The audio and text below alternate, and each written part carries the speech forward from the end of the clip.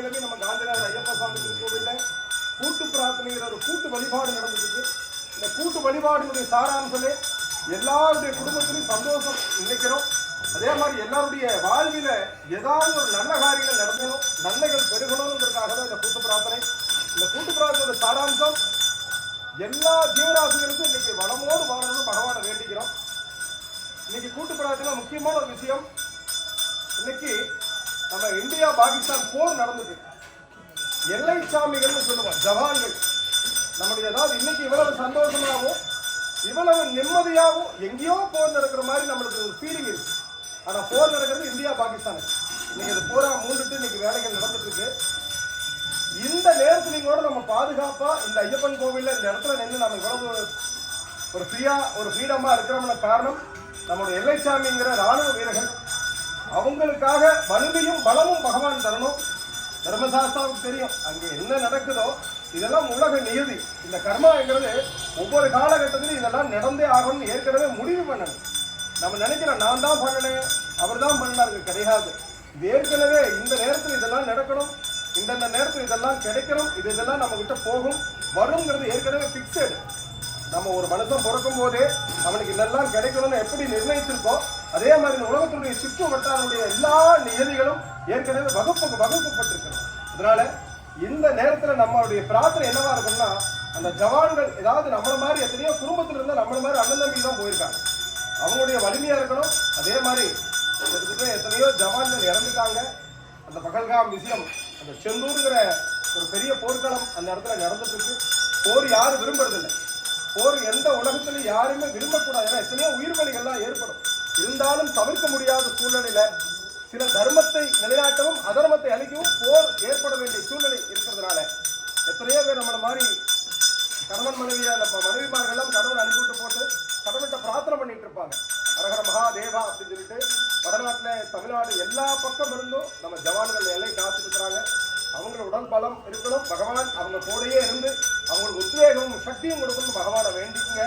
அவங்கெல்லாம் அந்த எல்லையில இவ்வளவு தூரம் வெளிப்போடுக்கிறதுனால நம்ம இந்த எல்லைக்குள்ள நம்ம சந்தோஷமா இருக்கிறோம். அவங்களும் நம்மளுக்கு கடவுள் மாதிரி. அவங்க அதே மாதிரி நிறைய பேர் இறந்துட்டாங்க. அவங்களுக்காகவும் ஆத்மா சாந்தி அடைந்தவருக்காகவும் ஒரு கூட்டு பிரார்த்தனை பண்ணியிருக்கோம். இன்னைக்கு நம்ம காந்தி நகர்ல சிறப்பு என்னன்னா, ஒரு 3 விஷயங்களை சிறப்பா சொல்லலாம். இந்த 3 விஷயம் என்னன்னா, முதல்ல நம்மளுக்கு நீராஞ்சனம். நீராஞ்சனத்தினுடைய அற்புதம் என்னன்னா, எந்த மன வலிமையோட எந்த எண்ணத்தோட நம்ம பகவானை நினைச்சு நீராஞ்சனம் போடுறோமோ அதுக்கு கண்டிப்பாக பிரதிபலன். ஏதாவது எந்த ஒரு வினைக்கும் எதிர்வினை ஒன்று இருக்கு, அது நம்ம நிறைய பேருக்கு தெரியறது இல்லை. நீங்க நம்பிக்கையோட போடணும். எந்த காரியத்தையும் நம்பிக்கையோட செய்யும்போது என்ன பண்ணாலும் பகவான் அதை காது கொடுத்து கேட்கிறார். நம்பிக்கை மட்டும்தான் முதல்ல, மிச்சம் அப்புறம் தான். அதனால பகவான் கிட்ட நம்பிக்கையோட பிரார்த்தனை வச்சுக்கணும். அதே நீராஞ்சனத்துக்கு அடுத்தது ஒவ்வொரு ஞாயிற்றுக்கிழமையும் வருகின்ற 4 to 6 ராகு கால போட்டு பின்னாடி நாகர் ஒரு விக்கிரகம் இருக்கு, ஸ்டாச்சுன்னு சொல்லுவாங்க. அந்த பழமையான விக்கிரகம் கிட்டத்தட்ட 6-7 தலைமுறைகளை பார்த்த ஒரு நாகர் பிரபு. அங்கே நம்ம தெரிஞ்சு அதாவது தெரியாம எல்லாமே நான் சொல்ல மாட்டேன், ஏற்கனவே முடிவா இருக்கேன், நமக்கு தெரியாமே அதை பிரதிஷ்டை பண்ணியிருக்காங்க. ஒவ்வொரு ஞாயிற்றுக்கிழமை வர 4 to 6 நம்ம கையால் இத்தினோண்டு பால் கொஞ்சமா பால் கொண்டு வந்து அதுல கொஞ்சம் மஞ்சள் கலந்து உங்களுடைய எண்ணம் இருக்குதோ அது உங்களுக்கு அபிஷேகம் பண்ணினால் பூரணமான நம்பிக்கையாக அபிஷேகம் பண்ணால் 100% நடக்குங்கிறது சத்தியமான ஒரு உண்மை. அதை நம்பிக்கையோட பண்ணணும். கடவுள் கண்டிப்பா நம்ம கொண்டிருப்பார். 3வது விஷயம், மனசார பகவான் இங்க வர்ற பக்தர்கள் எல்லாருமே சனிக்கிழமை மனசார பகவானை பார்த்து வயிறார சாப்பிட்டு போகணுங்கிறதுக்காக அன்னதான பிரபுங்கிற ஒரு மொழி இருக்கு. பகவான் ஐயப்பனுக்கு மட்டும் இருக்கிற எந்த கடவுளுக்கு இல்லை. இது சாப்பாடுங்கிறது சாதாரண இல்லைங்க. எத்தனை அதாவது விதைக்கிறதுலேருந்து சமைக்கிற வரைக்கும் ரொம்ப ரிஸ்க் எடுத்து பாடுபட்டு பண்றாங்க. அந்த சாப்பாடு ஒவ்வொரு சனிக்கிழமையும் இங்க அன்னதானம் போட்டிருக்கோம். இது எத்தனையோ பக்தர்களோட உதவியால தான் இந்த அன்னதானம் நடந்துட்டு. இந்த அன்னதானத்துக்காக மீண்டும் உங்களுக்கு ஒன்று சொல்றேன்னா, பிடியரசு திட்டம் என்னால வசதி வாய்ப்புகள் இல்லைங்க, என்னால எல்லாம் கொடுக்க முடியாது. மாசத்துக்கு 2 கிலோ அரிசி, ஒரு டெய்லி ஒரு பிடி அரிசி சாப்பாடு எடுத்து அரிசி சமைக்கும் போது ஒரு பிடி அரிசி எடுத்து நம்ம அன்னதானத்துக்கு வச்சிடும். இது காஞ்சி மகா பெரியவர் அந்த காலத்துல சொல்லுது, பிடியரசு திட்டம்னு கொண்டு வந்தார். அப்ப நிறைய பஞ்சங்கள் இருந்தது. அப்படிப்பட்ட சுவாமியே சுவாமியே சுவாமியே சுந்தரானந்த சுத்தனையப்ப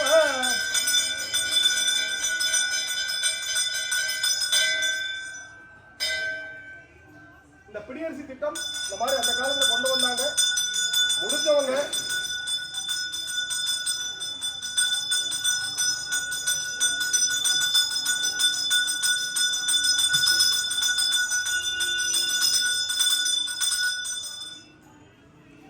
சமைக்கும் போது ஒரு பிடி அரிசி எடுத்து இந்த அன்னதானத்துக்கு வச்சு பாருங்க. இது எளிமையான பரிகாரம், பெருசா ஒண்ணும் கிடையாது. கோடிக்கணக்கில் கொடுக்கறதோ நிறைய கொடுக்கறதோ கிடையாது, கடவுள் எதிர்பார்க்கறது இல்லை. டெய்லி சமைக்கும் போது என்னைக்கெல்லாம் அரிசி சமைக்கிறீங்களோ அன்னைக்கு ஒரு பிடி அரிசி எடுத்து தனியை அன்னதானத்துக்கு வச்சு பாருங்க. மாசத்துல ஒரு நாள் உங்களுக்கு எங்கெல்லாம் அன்னதானம் நடக்கும், நம்ம இப்ப கோயில மட்டும் இல்ல, வேற எந்த இடத்துல அன்னதானம் நடந்தாலும் அந்த அரிசியை கொண்டு போய் உங்களால முடிஞ்ச இந்த மாதிரி கொண்டு போய் வச்சுட்டு போயிருங்க. அது அவ்வளவு ஒரு வேள்வியான ஒரு பிரார்த்தனைன்னு சொல்லுவாங்க, அன்னதான பிரார்த்தனை. ஏன்னா தான் பெற்ற உணவை பலரோடு பகிர்ந்து உண்ணும் பழக்கம் முடியவனை பசி எண்ணக்கூடிய தீய நோய் அணுகுவதில்லை திருவள்ளுவர் சொல்லிக்கிறார். பசிங்கிறது வியாதி. எத்தனை ஜீவன்கள், அதாவது நம்ம ஏன் அன்னதானம் வந்து காந்தி நேரத்தில் சாயந்தர நேரம் போடுறோம்னா, எவ்வளவு பெரிய கோடீஸ்வரனா இருந்தாலும் எந்த உயிரினமா இருந்தாலும் பசியோட தான் எந்திரிக்கும். யாருமே சாப்பிட்டு எந்திரிக்க மாட்டாங்க, ஃபுல் வயிறோட எந்திரிக்க மாட்டாங்க. ஆனால் பசியோட தூங்கக்கூடாதுங்கிறதுக்காகத்தான் பகவானுடைய வேண்டுதல், அவருடைய அனுகிரகத்தினால இந்த ஒவ்வொரு சனிக்கிழமையும் கிட்டத்தட்ட 2000 அந்த கோவிட் காலத்துல இருந்து இன்னைக்கு வரைக்கும் பக்தரோட உதவியினால அன்னதானம் சீரோடும் சிறப்பாக நடந்துட்டு இருக்கு. என்னைக்குமே அன்னதான பிரபு நம்ம கூட இருப்பார். வீட்டுல பஞ்சம்னு எதுவும் இருக்கக்கூடாது, பகவானை வேண்டிக்கலாம். இன்னைக்கு ஒவ்வொருத்தரும் ஒவ்வொரு சனிக்கிழமை அன்னதானம் பண்றாங்க. உங்களுக்கு ஒரு சின்ன வேண்டுகோள், உங்க வீட்டுல குழந்தைகளுடைய பிறந்த நாள், இல்ல உங்க கல்யாண நாள், இல்ல உங்க அப்பா அம்மா கல்யாண நாள், உங்க வீட்டு விசேஷங்கள்ல இங்க 4501 ரூபாய் கட்டிட்டீங்கன்னா அன்னைக்கு காலையில இருந்து சாயந்தரம் வரைக்கும் நடக்கிற பூஜை எல்லாமே உங்களுடைய குடும்பத்தை சார்ந்துதான் இருக்கும். இந்த அன்னதானம் தொடர்ந்து இந்த மாதிரி பணம் கொடுக்கறதுனால எந்த தங்குதடை இல்லாம யாரையும் நம்பி இல்லாம தொடர்ந்து இந்த அன்னதானம் நடந்துட்டே இருக்கும். ஏன்னா அன்னதான பிரபு சரணமையப்பாம்போம், கர்மத்தை தொடக்கக்கூடிய தர்மம் செய்தால் கர்மம் காணாம போயிடும். தர்மம் செய்ய செய்ய என்ன ஆகுனா கர்மம் நம்மளை விட்டு கொஞ்சம் கொஞ்சமா கணிஞ்சு போயிடும். போதும்னு சொல்லக்கூடியது ஒரே ஒரு பொருள் சாப்பாடு மட்டும்தான். வேற எந்த பொருள்னாலையும் திருப்தி பண்ண முடியாது. ஒரு மனுஷனுக்கு ஏதாவது ஒரு ஆதாரம் பிரணம்யாமியம் சொல்லுவாங்க. பார்வதி ஹிருதயானந்தம்னா அந்த பார்வதியினுடைய உள்ளத்துல, அதாவது இதயத்துல வாழக்கூடிய தர்மசாஸ்தா, அந்த அன்னைய பராசக்தி, ஆதி பராசக்தி, மகான ராஜராஜேஸ்வரின்னு சொல்லுவாங்க. அந்த ராஜராஜேஸ்வரனுடைய தன் கமல இதயத்துல பகவான் வீட்டிட்டு இருக்கிறார். ஏன்னா தெரியுமா, கடைக்குட்டி பகவான் வந்து கடைசி தெய்வம், எல்லாத்துக்கும் எல்லா கடவுளுக்கும் பிரியமான தெய்வம். பகவானை நம்ம அடுத்த வாரம் இன்னும் நிறைய தெரிஞ்சுக்கலாம். என்னைக்கும் பகவானை நினைச்சிட்டே இருங்க, கடவுள் கண்டிப்பா நம்ம கூட இருப்பார். இன்றைய அன்னதானத்தினுடைய பங்குதாரர் யாருன்னு பார்த்தா, இன்னைக்கு அன்னதான உதவி அரசு இருக்கானா பொள்ளாச்சியில ஸ்ரீதேவி இன்ஜினியரிங் வித்யா பார்த்திபன் அவங்க குடும்பத்தார் ஒவ்வொரு மாசமும் அவங்க வந்து நிறைய நம்ம பொள்ளாச்சி இருக்கிறாங்க. இங்க என்ன நடக்குதுன்னு கூட தெரியாது, ஆனால் நம்பிக்கைன்னு தெரியல, பகவான் மேல இருக்கிற பக்தினாலையும் நம்ம மேல இருக்கிற நம்பிக்கையாலையும் அவங்க இந்த ஒவ்வொரு சனிக்கிழமையும் அன்னதானம் அவங்க சீரோடு சிறப்போட்டு மாசத்துல ஒரு நாள் அன்னதானம் செய்யறாங்க. இதெல்லாம் மறைந்த தெய்வத்திரு தேவராஜ் குருசாமி அவர்கள் நமக்கு நிறைய வழிகாட்டிட்டு போயிருக்கிறார். அந்த வழி இன்னைக்கு வரைக்கும் தொடர்ந்து செய்யறோம். ஒருத்தரை நம்பி கோயில் இருக்கக்கூடாது, யாரை நம்பி யாரும் இருக்கக்கூடாது. அதனாலதான் யார் இல்லைனாலும் அந்த கோவிலுடைய நடந்துட்டே இருக்கணும், அன்னதானம் இன்னும் சீரோடு நடக்கணும்னு வேண்டிக்கிறோம். அதே மாதிரி உங்க கல்யாண நாள் விசேஷ நாள்ல அன்னதானம் பண்றதுக்கு முயற்சி பண்ணுங்க. சின்ன சின்ன விசேஷங்கள் இருந்தால் நம்ம கோயில புக் பண்ணிட்டு மண்டபத்தை புக் பண்ணி வச்சுக்கலாம்.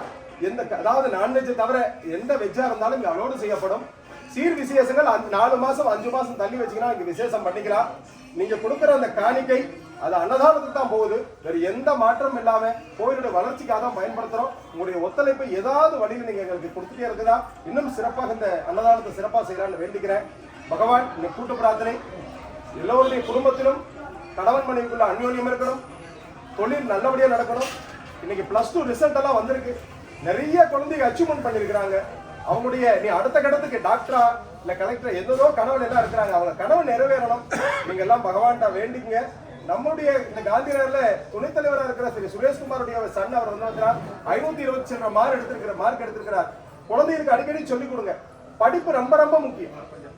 வேலை அப்பா அம்மா வேலை தொழில் செஞ்சு கஷ்டப்பட்டு நம்ம கொண்டு வருவோம். ஆனா குழந்தைகிட்ட என்ன சொல்ல போறோம்னா, வாழ்க்கையில தலை குனிந்து நீ படிச்சா தலை நிமிர்ந்து நீ கடைசி காலத்துல வாழலாம். அதனால தயவு செஞ்சு குழந்தைகிட்ட நல்ல போதனைகளை சொல்லிக் கொடுங்க. இந்த செல்போனுங்கிற அரக்கனுக்கு தயவு செஞ்சு குழந்தைகிட்ட கொடுத்து அவங்களுடைய மெமரி எல்லாம் வீணா போயிடுது. நிறைய கெட்ட விஷயங்களை பழகிக்கிறாங்க. பேசக்கூடிய நிறைய விஷயங்களை, அதாவது கணவன் மனைவி அந்யோன்யமா பேசக்கூடிய விஷயங்கள், சொந்தக்காரன் சண்டை பிடிச்சிட்டு போயிருப்பாங்க, அவங்களும் 2 பேரும் மனசுட்டு பேசக்கூடிய விஷயங்கள் தான் செல்போன் வாங்கிடுது. அந்த நேரத்தை எல்லாம் அந்த செல்போன் வாங்கியதுனால நீங்க எங்க வேணாலும் ஓடுங்க. நீ ஏதாவது இடத்துல போய் 10 நிமிஷம் வெயிட் பண்ணுங்கன்னா உடனே பாக்கெட் இருந்து கை போகும், செல்போன் எடுத்து பாக்குறாங்க. நம்முடைய நேரங்கள் எல்லாம் செல்போன் விழுங்கிட்டு இருக்கு. அதனால செல்போனுக்காக இன்னைக்கு செல்போன் இல்லாம இருக்க முடியாது, மனைவி இல்லாம கூட இருந்துடுறாங்க, செல்போன் இல்லாம இருக்க முடியறது இல்ல. இருந்தாலும் கொஞ்சம் அதை கொஞ்சம் கம்மி பண்றதுக்கு ட்ரை பண்ணலாம். குழந்தைகிட்ட முடிஞ்ச வரைக்கும் கொடுக்காம இருக்கலாம்.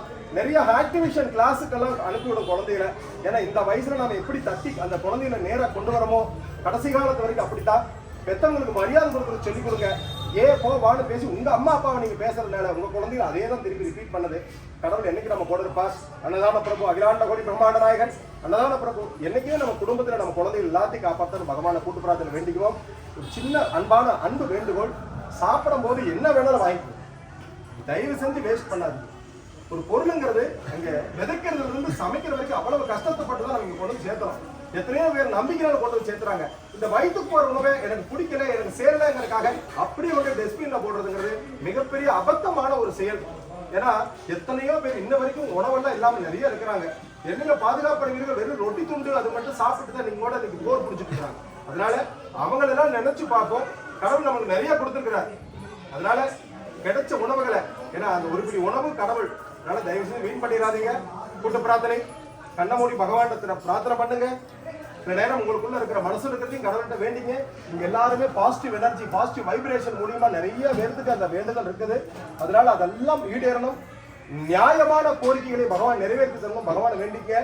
அன்னதானம் செய்யறவங்க எங்கெங்கயோ வெளிநாட்டுல இருந்தாலும் அன்னதானத்துக்கு கொடுத்துருக்காங்க. அவங்க குடும்பமும் நல்லா இருக்கணும். பகவானை வேண்டிக்கணும். சுவாமியே என் முடிதல் வேண்டும், நல்ல வேண்டல் வேண்டும், திண்ணிய நெஞ்சம் வேண்டும், தெளிந்த நல்ல அறிவு வேண்டும், பண்ணிய பாவம் எல்லாம் பரிது முன்பணி போல நன்னியனும் நசிந்தடல் வேண்டும் என்றாய். அப்பா நான் வேண்டுதல் கேட்டல் முடிதல் வேண்டும், ஆறு இருக்கலாம் அன்பு செய்தல் வேண்டும், எப்பாரும் எப்பதமும் எங்கடமும் சென்றேன் எந்த திருப்புகளை இல்படல் வேண்டும், செப்பாதம் என்னை மேல் சுத்த சிவ மார்க்கம் திகழ்ந்தோம் அது ஜோதித்திர வேண்டும், தப்பேதும் நான் செய்யும் நீ வருத்தல் வேண்டும், நிவாணி பிரியாதனி வேண்டுவனே. சுவாமியே சுவாமியே பிரதான பிரபுவே, காந்திநகரில் அவதரித்த ஐயப்ப தெய்வமே, இராண்ட கோடி பிரம்மாண்ட நாயகனே, லிம்பில்லாளி வீரனே, வீரமணி கண்டனே, யாத்திர சிக்கட பகவானே, தவறேதும் செய்திருந்தால் மன்னித்திருக்க வேண்டும் பகவானே, தவறேதும் செய்யாமல் எண்ணத்து தர வேண்டும் பகவானே, மன்னிப்பதில் தாய் உள்ளம் படைத்தவனே, அன்னை ஆதிவராசத்தின் தவப்புதல்வனே, அறியுமர்ணும் ஐக்கியமான தெய்வமே, அழைக்கு முன் வடிவரும் ஐயப்ப தெய்வமே, பிரதான பிரபுவே. சுவாமியே சுவாமியே சுவாமியே ஓம் ஹரிஹர சுந்தரானந்த சுந்தரையப்ப சுவாமியே சரணமையப்ப. சின்ன வேண்டுகோள், எந்த கோவிலுக்கு போனாலும் என்ன பண்ணினாலும் ஒரு 10 ரூபாய்னாலும் கையில் எடுத்துக்க, ஒரு 5 ரூபாய் எவ்வளவு முடியுமோ கையில் எடுத்துட்டீங்கன்னா, எந்த இடத்துல தீர்த்தமோ திருநீரோ வாங்கும் போது வெறுநீரை வாங்கக்கூடாதுவாங்க. தட்சணைன்னு ஒண்ணு இருக்குது, அதை போடாம வாங்கினா அது பலன் கிடைக்காதுன்னு சொல்லுவாங்க. இது மிகைப்படுத்துறதுக்காக சொல்லல. இந்து தர்மத்துல, இந்து சனாதன தர்மத்தில் இதெல்லாம் ஒரு சின்ன வேறுபாடு இருக்குது. அதனால முடிஞ்ச வரைக்கும் உங்களால முடிஞ்ச உதவி செய்யுங்க. அவங்க கண்டிப்பா நம்ம கொண்டு இருப்பாங்க.